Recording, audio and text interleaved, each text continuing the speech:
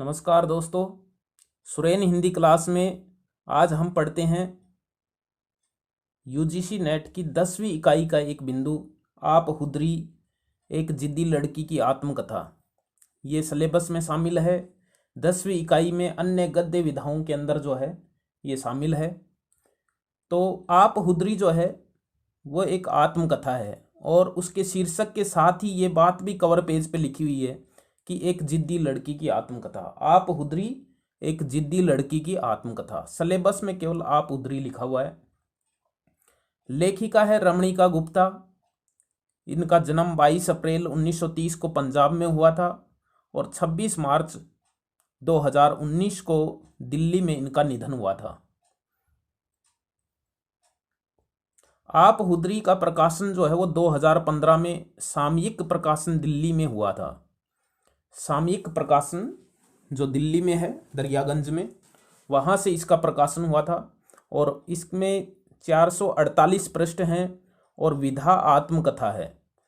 अब 2015 में प्रकाशित होने वाली आत्मकथा जो बहुत ही ज़्यादा चर्चित हुई और सिलेबस में भी शामिल हुई और बहुत संस्करण इसके बिक भी रहे हैं, इसका कारण है कि रमणीका गुप्ता ने अपनी इस आत्मकथा में बहुत ही बोल्ड भाषा का प्रयोग किया है, यानी बहुत खुलकर प्रयोग किया है और सेक्स से संबंधित बातें इन्होंने बहुत बताई हैं कि उन्होंने अपने जीवन में किन किन लोगों के संपर्क में आई, उनके नाम तक इसमें लिख रखे हैं।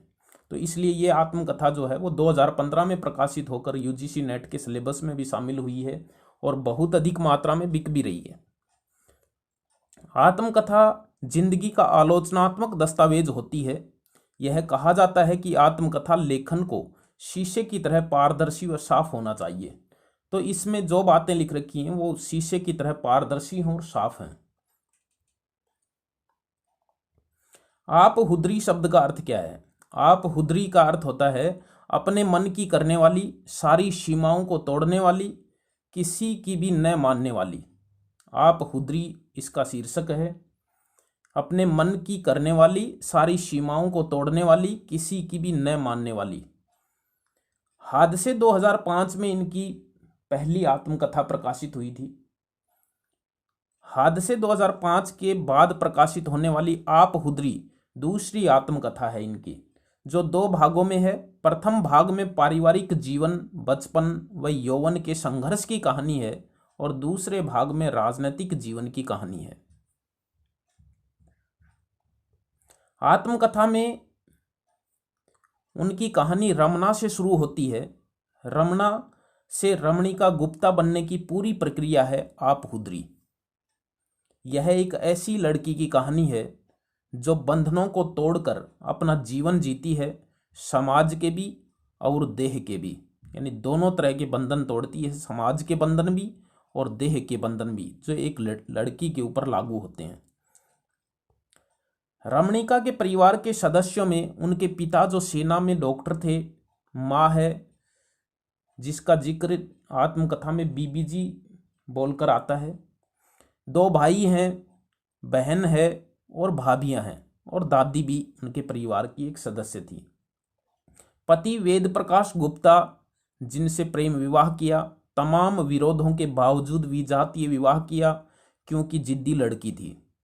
3 बच्चे भी हुए परंतु शक व ईर्ष्या की वजह से अलग हो गए, यानी विवाह जो है वो सफल नहीं रहा।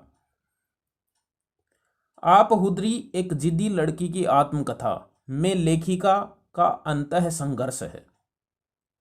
वह संघर्ष अपने ही परिवार के लोगों के, अपने परिवेश के, पुराने रूढ़िगत विचारों के साथ, दकियानुसी ख्यालों के साथ और इन सब से बढ़कर अपने भीतर की लड़की के साथ, यानी एक संघर्ष है, अंतः संघर्ष जो परिवार के लोगों के साथ है, परिवेश के साथ है, विचारों के, रूढ़िगत विचारों के साथ है, दकियानुसी ख्यालों के साथ है और इन सब से बढ़कर अपने भीतर की लड़की के साथ है।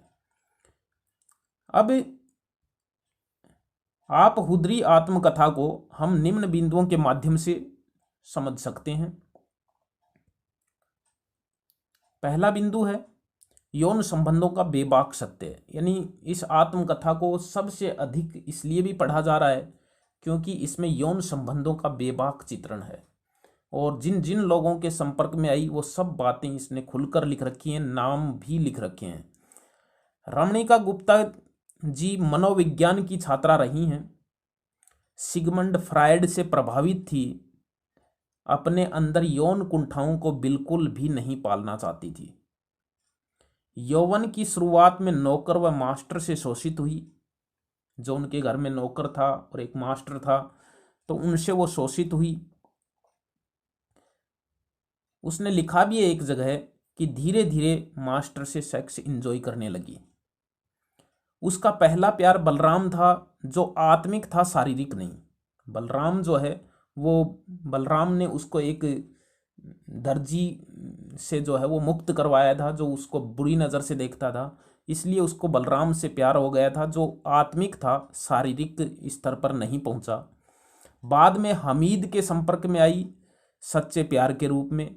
फिर वेद प्रकाश गुप्ता जो उनके पति थे, जिनसे उसने विवाह किया, प्रेम विवाह किया, और वो सहायक एम्प्लॉयमेंट ऑफिसर थे। ये बात याद रखने की है, प्रश्न आ सकता है। वेद प्रकाश गुप्ता जिनसे उन्होंने प्रेम विवाह किया, विजातीय विवाह किया, राजपूत होकर बणिये से विवाह किया, सहायक एम्प्लॉयमेंट ऑफिसर था। वेद प्रकाश गुप्ता से प्रेम विवाह किया, जो सफल न होने पर आहूजा नामक व्यक्ति से लंबे समय तक शारीरिक संबंध बनाए।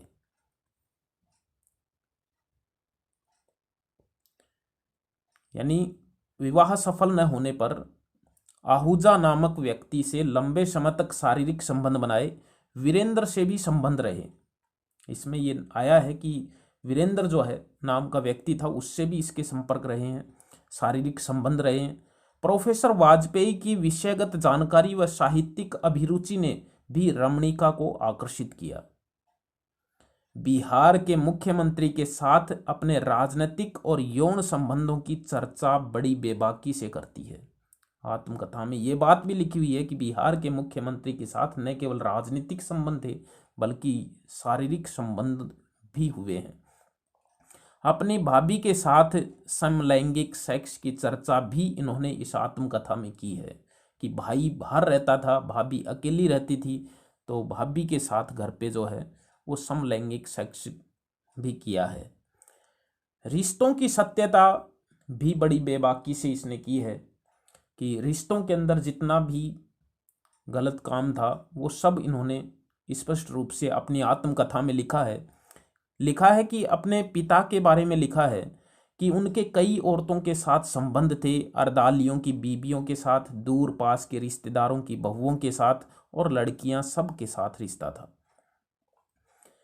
इसमें लिखा है एक जगह कि हरियाणा की संतरा से भी था, यानी उसके पिता का संबंध एक हरियाणा की संतरा नाम की लेडीज पास रहती थी, उससे भी संबंध था, जिसे बच्चा नहीं हो रहा था। पापा जी ने उसकी ये इच्छा पूरी की थी। उसने लिखा है कि संतरा कहती, वह आती घर पे और कहती कि सुई लगवा कर आती हूँ, कहकर पापा के कमरे में घुस जाती। थोड़ी देर में बाहर आती तो चोली बांधती या घाघरी संभालती। उसका हिस्टीरिया और बांझपन दोनों खत्म हो गए थे। आत्मकथा में अपने नाना और मौसी के संबंधों के बारे में भी लिखा है, और लिखा है कि मुझे नहीं भूलना कभी मौसी का नाना के बाहर वाले कमरे में चुपचाप चले जाना और सलवार टूंगते या गाल पोंछते बाहर आना।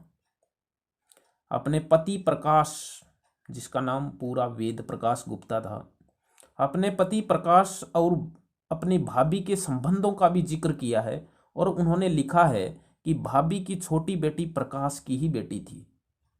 तो यानी अपने रिश्तों का भी खुल करके जो है वो सत्य इन्होंने अपनी आत्मकथा में उजागर किया है। सामंती सोच का प्रभाव भी था। सामंती वर्ग में पली बढ़ी थी, तो सामंती सोच का प्रभाव, सामंती अभिजात वर्ग में जन्मी रमणिका अगर चाहती तो सारे उच्च वर्ग के ऐशो आराम भोग सकती थी, मगर उसने संघर्षों का मार्ग चुन लिया था। बाद में उसने अपने संघर्ष का मार्ग जो है वो चुन लिया था, और अपने लड़की होने का अलग से दावा करने लग गई थी कि मैं लड़कियों जैसा जीवन जो है वो नहीं जीऊंगी। यानी उसने ये सोच लिया था कि लड़की हूं पर लड़की जैसी दिखाई नहीं दूंगी। आर्य समाज का प्रभाव भी उसमें दिखाई देता है कि हिंदू परिवार हिंदू रीति रिवाजों और कर्म कांडों को निभाता था। घर में रविवार को हवन होता था। रमणिका जी ने सत्यार्थ प्रकाश भी पढ़ी थी और मास्टर भी आर्य समाजी था। मास्टर जो उनके घर पे रहता था, जिसने उसके साथ शोषण किया है और बाद में खूब इच्छा से भी सेक्स किया है। बहुत से लोगों के साथ संपर्क में आई, शारीरिक संबंध बनाए। अपनी आत्मकथा में उसने ये खुलकर कहा है कि इसमें किसी भी पुरुष का कोई दोष नहीं है, क्योंकि पुरुष स्त्री की जरूरत होता है और स्त्री पुरुष की जरूरत होती है। पांचवी बिंदु ये है कि कुप्रथाएं और स्त्रियों की स्थिति का वर्णन भी इसने किया है।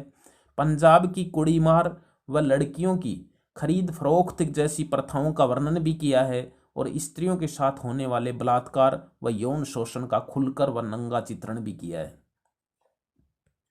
रियासतों की सच्चाई भी इसमें लिखी है। पटियाला रियासत के बड़े बड़े रईसों, जमींदारों, जनरल कर्नलों के नाजायज ताल्लुकात कोठों पर वेश्याओं से होते थे। सच कहा जाए तो मजबूर स्त्रियां कोठों पर पहुंचती ही थी इन राजा रजवाड़ों, जमींदारों और रईसों की रंगीन मिजाजी के कारण। ये रियासतों का भी उनकी सच्चाई भी जो है वो इन्होंने खुलकर इसके अंदर लिखी है। रमणिका जी सन 1977 में मुंडा की विधायक बनी, जो झारखंड में विधानसभा क्षेत्र है। कई संघर्ष समितियों व संगठनों की अध्यक्ष रही। रमणिका फाउंडेशन की स्थापना भी की। कोयला मजदूरों व स्त्रियों के अधिकारों के लिए अनेक लड़ाइयां भी लड़ी।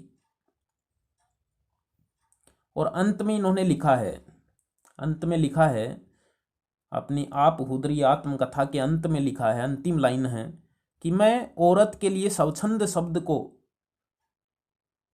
स्वतंत्र से बेहतर मानती हूँ।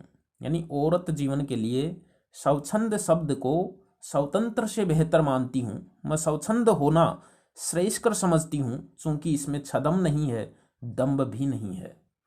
तो ये इसकी आत्मकथा की अंतिम लाइनें हैं कि स्त्री जीवन को मैं स्वच्छंद शब्द ज़्यादा बेहतर मानती हूँ स्वतंत्र से। तो फिर मिलेंगे अच्छे प्रश्नों के साथ, अच्छे बिंदु के साथ, अच्छी रचना के साथ सुरेन हिंदी क्लास में। तब तक के लिए बाय।